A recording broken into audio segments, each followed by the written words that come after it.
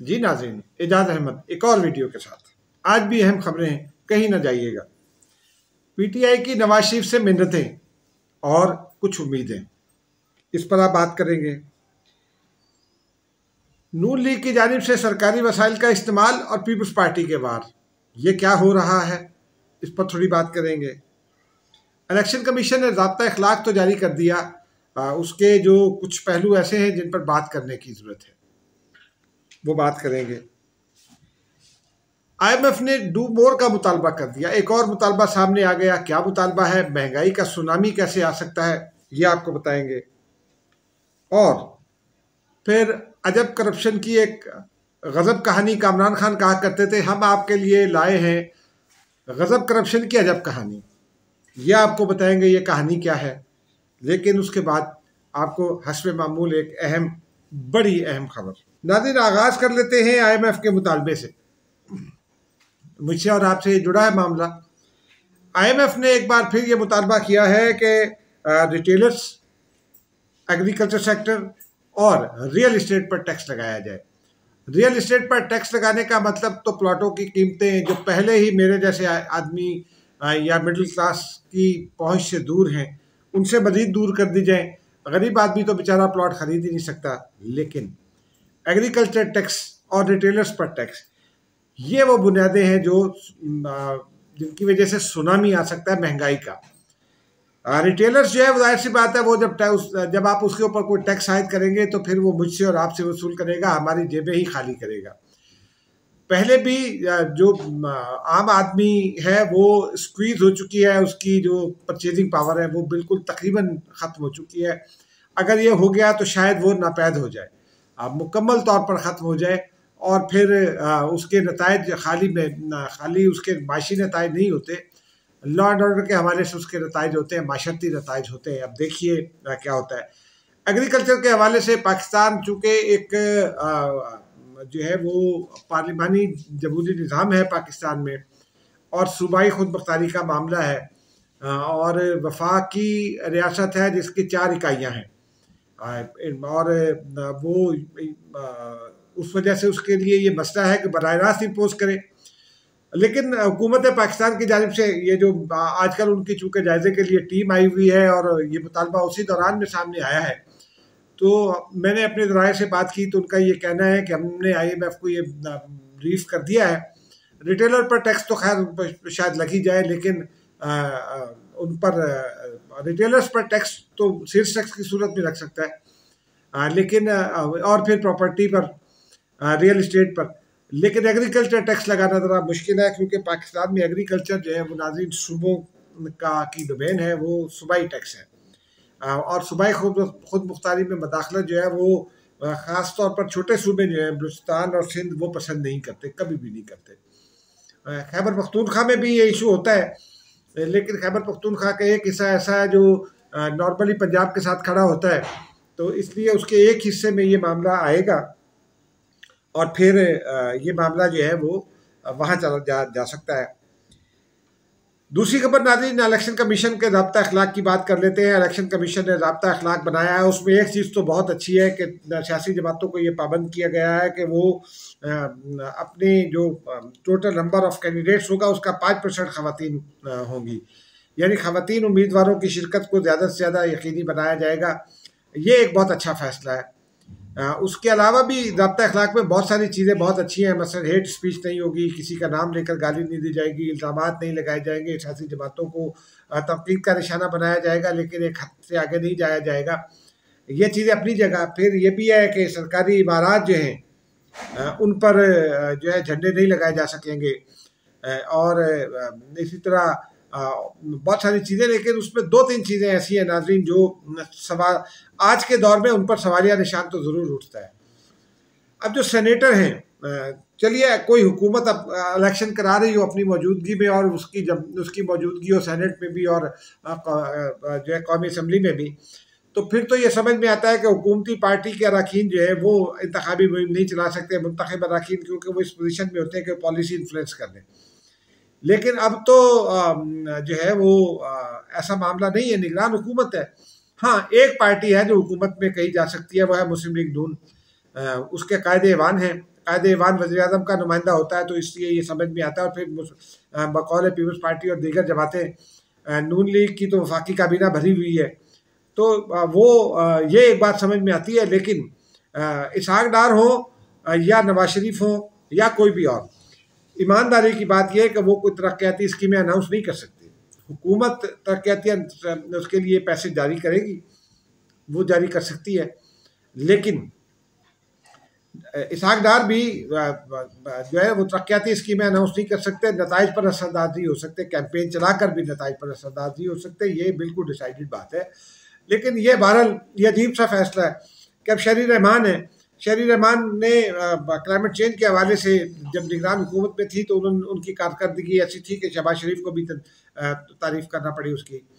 फिर सलीम मांडवी वाला हैं, वो चीफ विप रहे, अब भी शायद हैं वो चीफ विप, या और लोग हैं जो इस वक्त सेनेट में है पाकिस्तान पीपल्स पार्टी के। तो वो अगर इंतखाबी जलसे में जाएंगे तो वो क्या बिगाड़ लेंगे? ज़्यादा से ज़्यादा वो ये अपनी कारकर्दगी बयान करेंगे। या पीटीआई के लोग हैं, फ़र्ज़ कीजिए अगर ये निगरान हुकूमत में कायदे-ए-ईवान पीटीआई का या पीपल्स पार्टी का होता तो भी क्या था। या फॉर दैट मैटर जो डॉक्टर शहजाद वसीम है कायदे के खिलाफ, अगर वो जाके पीटीआई के जलसे में इंतखाबी तकरीर कर देंगे तो कौन सी क़यामत आ जाएगी? वो वहाँ कोई वो वादा कर सकते हैं कि हम ये काम करेंगे जो बाकी लोग भी करते हैं, लेकिन वो इंतखाबी जो है कैंपेन जो है इलेक्शन कैंपेन, उसको वो जो है उसमें वो कोई असरअंदाज नहीं हो सकते। बहरहाल देखते हैं इस पर क्या होता है। अब ये सरकारी इमारत से जुड़ी एक और बात है। मुस्लिम लीग नून सरकारी वसाइल का इस्तेमाल कर रही है, ये तो अब खुलकर बात सामने आ गई है। गुज़िश्ता रोज़ गवर्नर हाउस में मीटिंग हुई, मुस्लिम लीग नून की शहबाज शरीफ भी थे, नवाज शरीफ भी थे। गो के एक मामला ये था कि नवाज शरीफ ने गवर्नर पंजाब जो है बलीगुर रहमान, उनकी वालदा के इंतकाल पर उनसे ताज़ियत करना थी। ठीक है, ताज़ियत करना बनता है, लेकिन ये लाओ लश्कर लेकर जाना क्या ताज़ियत के लिए था? नहीं, ये नून लीग का इजलास ही था। बलीगुर रहमान जो है वो नून लीग से बाकायदा तौर पर वाबस्ता है। गवर्नर बनने के बाद भी उन्होंने पार्टी नहीं छोड़ी। बावलपुर में नून लीग की जो अक्सरियत भी है शहर में, बावल नगर में भी पंजाबी आबादकारों का वोट है, ख़ास तौर पर आरई वोट है ज़्यादा उस इलाके में। तो बावलपुर बावल नगर इन इलाकों में जो है वो बलीगुर रहमान का अपना भी असर है। अब अगर बलीगुर रहमान गवर्नर हाउस में हैं और वो असर इस्तेमाल करते हैं तो फिर वो असरअंदाज हो सकते हैं, क्योंकि वो इंतज़ामिया के हेड हैं पंजाब में। निगरान हुकूमत है, लेकिन एक्चुअल जो हुकूमत होती है वो गवर्नर की होती है। गवर्नर के अहकाम ज़्यादा चलने होते हैं, क्योंकि वो उसकी एक आइनी पोजीशन है। निगरान हुकूमत जो है वो उसकी आइनी पोजीशन तो है, लेकिन वो कुछ लाइन से हट नहीं सकती। तो गवर्नर तो वहीं मौजूद हैं, तो इलेक्शन कमीशन कहाँ गया? इसी तरह अगर हम खैबर पख्तूनख्वा में चले जाएँ तो गवर्नर हाउस मौजूद है, वहाँ जो मौलाना फजल रहमान साहब के गलबन समधी हैं या दामाद हैं गवर्नर जो है खैबर पख्तूनख्वा। गवर्नर ऑफ सिंध जाएँ तो वहाँ कामरान टिशोरी साहब विराजमान हैं। एक ज़माने में वो पीर पगारा के राइट हैंड थे, पीर पगारा की पार्टी में थे, जीडीए मुस्लिम लीग फंक्शनल में, और अब वो वापस एमकेएम में हैं। और एमकेएम के सारे इजलास गवर्नर हाउस में होते हैं। एक मरतबा मैं गया हुआ था, कोई साल पुरानी बात है, तो मैं कामरान टिशोरी साहब से भी मिलने गया, तो वहाँ मैंने एमकेएम के बहुत सारे चेहरों को देखा। फिर मैंने किसी से पूछा, टिशोरी साहब को चूँकि कहीं जाना था तो वो चले गए, तो मैंने उनके स्टाफ में से किसी से पूछा, तो उन्होंने कहा ये सारे लड़ने भिड़ने के लिए अलग अलग भी आ जाते हैं, पहले अलग अलग शिकायतें लेकर आते हैं, फिर इकट्ठे आ जाते हैं, गवर्नर साहब इनको इकट्ठा बुलाते हैं और फिर डांट डपट करा के ठीक कर देते हैं। अब जो आदमी पार्टी के मामला में इतना मुलवस है तो वो भी असरअंदाज हो सकता है, हो भी रहे हैं। इसी तरह जो है वो बलूचिस्तान चले जाए, अख्तर मेंगल की पार्टी के गवर्नर है, लेकिन वो बहरहाल बराह रास्त असरअंदाज नहीं हो रहे। अख्तर मेंगल ने पिछले दिनों उन्होंने यहाँ धरना भी दिया।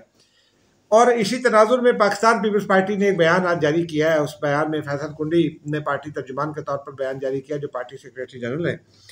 उन्होंने ये कहा है कि गवर्नर हाउस पंजाब में मुस्लिम लीग नून की मीटिंगों पर सवालिया निशान मौजूद है। उनका ये भी कहना है कि गवर्नर पंजाब में मुस्लिम लीग नून की टिकटों के फैसले हो रहे हैं।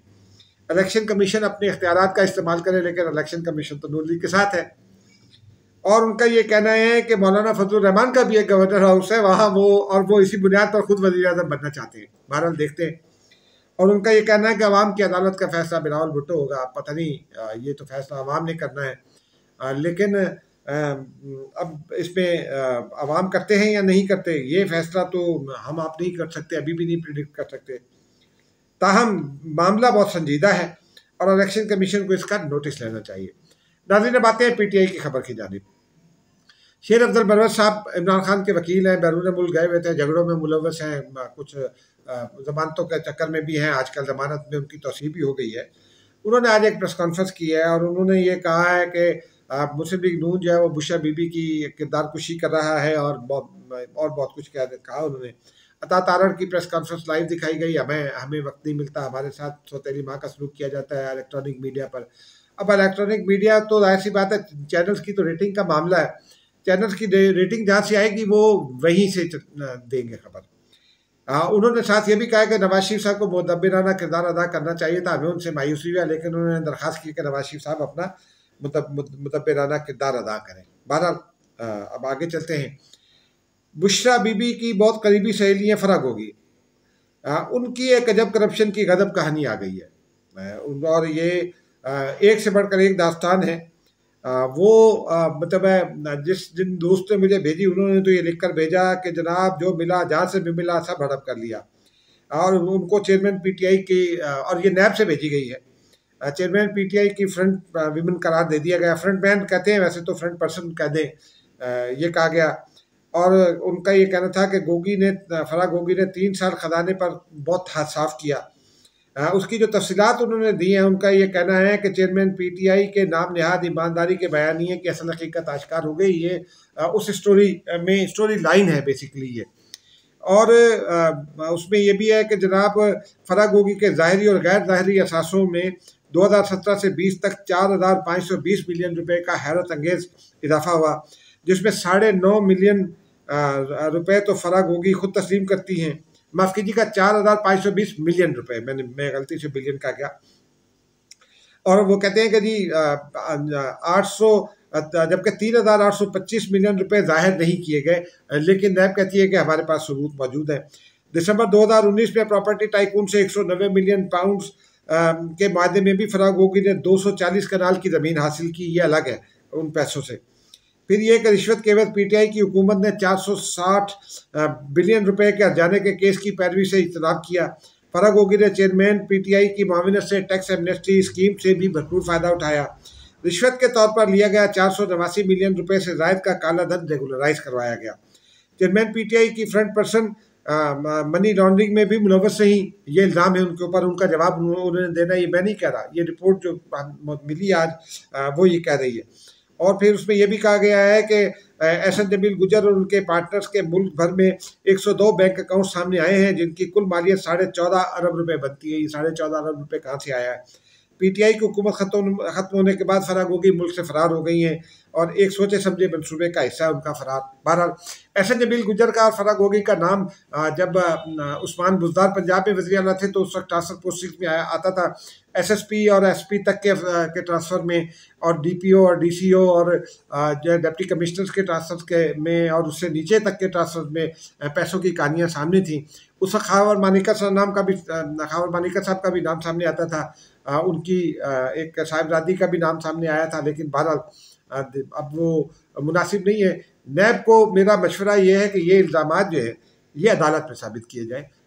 हम रिपोर्टर हैं, हमारे पास तो जो खबर आएगी अगर वो ऑथेंटिक है तो हम उसको दे देंगे। ऑथेंटिक खबर है तो हमने आपके सामने भी पेश कर दी। ऑथेंटिक खबर इन द सेंस कि ये भेजी गई है नैब हुकाम की जानिब से ही, मुझ समेत को काफ़ी रिपोर्टर्स को भेजी गई है।